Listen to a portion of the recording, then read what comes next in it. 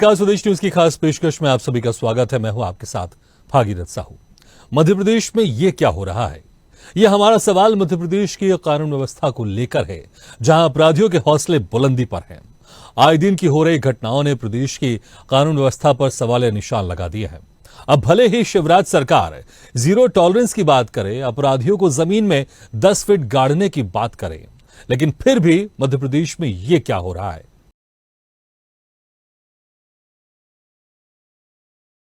सीधी में हुआ कांड ने मध्य प्रदेश सरकार के उन तमाम दावों की पोल खोलकर रख दी है जिसमें अपराधियों पर लगाम लगाने की बात कही जाती है। यहां एक भाजपा कार्यकर्ता द्वारा आदिवासी पर पेशाब करते हुए दबंगई का मामला सामने आता है, जिसमें प्रदेश सरकार की खूब किरकिरी होती है। उसकी समकक्ष एक और मामला चलता है, जहां मध्य प्रदेश के शिवपुरी जिले में समुदाय विशेष के लोगों ने दलित के चेहरे पर कालिख पोती, जूतों की माला पहनाई। हालांकि मामला लड़कियों से छेड़छाड़ का था, जिसमें 2 दलित युवकों को पहले तो पकड़ा गया, फिर उनका मुंह काला कर जूते चप्पलों की माला पहनाई और गांव में घुमाया गया। मेला भी खिलाने की बात सामने आ रही है। वीडियो वायरल होने पर पुलिस ने मुस्लिम परिवार के 7 लोगों पर मामला दर्ज किया और 7 को गिरफ्तार भी कर लिया गया है और जेल भेज दिया गया है। उधर उज्जैन के महाकाल थाना क्षेत्र के नकतलाई में रहने वाली गर्भवती महिला से थाने में एसआई द्वारा मारपीट किए जाने की घटना सामने आई, जहां पुरुष एसआई ने महिला को थाने में चाटे मारे। घटना का पता चलते ही कांग्रेस नेता महिला से मिलने अस्पताल पहुंचे व दोषी पुलिसकर्मियों के खिलाफ कार्रवाई की मांग की। उधर राजगढ़ में एक किराना व्यापारी को किडनैप कर उसकी हत्या कर दी गई। शुक्रवार को व्यापारी एक्टिवा से देहरी बामन गांव से पचोर जा रहा था। इसी दौरान रात करीब 8 बजे स्कॉर्पियो से आए 4 लोगों ने रोक लिया और जबरदस्ती अपने साथ ले गए। शनिवार सुबह 4 बजे उसका शव थाने के पास मिला, तो वहीं ग्वालियर के डबरा में एक युवक का अपहरण कर उसके साथ चलती कार में मारपीट और जमकर लात घूंसे चलाए गए उसके ऊपर। इतना ही नहीं, जो लोग युवक से मारपीट कर रहे हैं वो उससे तलवे भी चटवा रहे हैं। साफ अंदाजा लगाया जा सकता है कि मध्य प्रदेश में अपराधियों के हौसले कितने बुलंद हैं। तो ये 5 तस्वीर आप देख रहे हैं आपकी टीवी स्क्रीन में। तो ये उठता है ना कि आखिर इस तरह के केसेस क्यों हो रहे हैं? अगर सरकार सख्त है तो फिर जो अपराधी है वो बेखौफ क्यों है? वो क्यों इस तरह की कार्रवाई को अंजाम दे रहे हैं?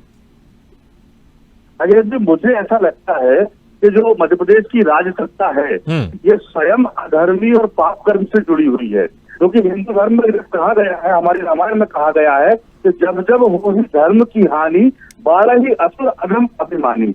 तो इसका जो चौपाई है, वह है जो हमारे रामायण का महाग्रंथ था, ये आज प्रमाणिक रूप से सामने आता है कि भारतीय जनता पार्टी की सरकार जब से मध्य प्रदेश में स्थापित हुई है, इसकी स्थापना से ही इसके पाप कर्मों का उदय होना शुरू हो गया था। अगर मध्य प्रदेश में व्यापम घोटाले की बात करें तो व्यापम घोटाले से शुरुआत अगर हम करते, इससे पहले भी कई ऐसे पाप कर्म हुए हैं। किसानों को नंगा करके जो थाने में पीटा गया या मंदसौर गोली कांड, लेकिन हम व्यापम घोटाले में जिसमें युवाओं के हाथ से रोजगार और मुंह से निवाला छीनने का काम भारतीय जनता पार्टी की सरकार ने शुरू किया, और ये पाप कर्म का उदय यहाँ से शुरू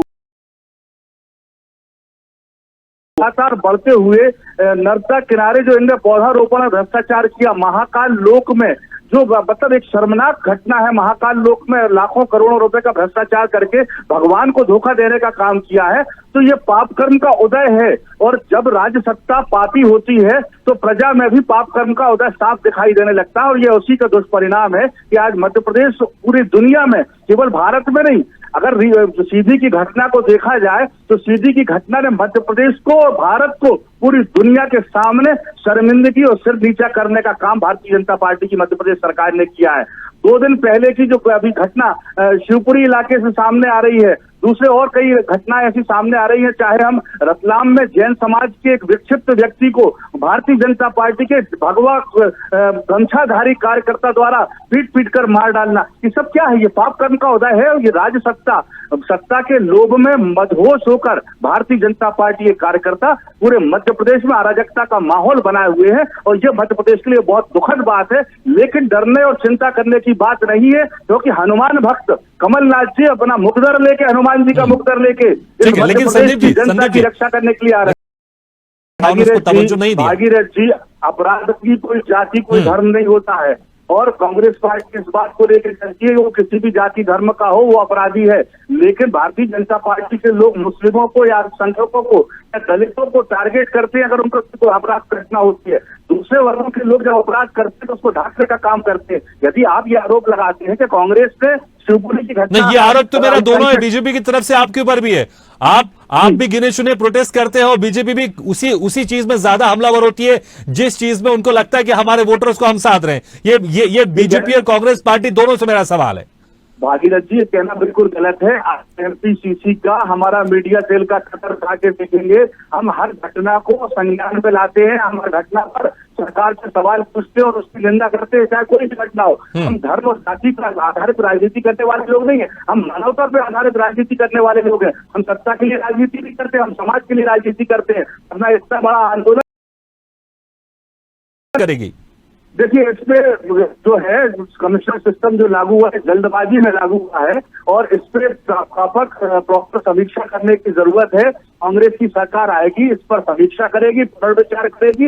यदि इसमें संशोधन करके बेहतर करके लागू करने की आवश्यकता होगी तो वैसा करेगी, और इसे समाप्त करने की आवश्यकता होगी तो समाप्त करने में भी पीछे नहीं हटेगी। चलिए ठीक है संदीप जी, बहुत बहुत शुक्रिया हमारे साथ जुड़ने के लिए।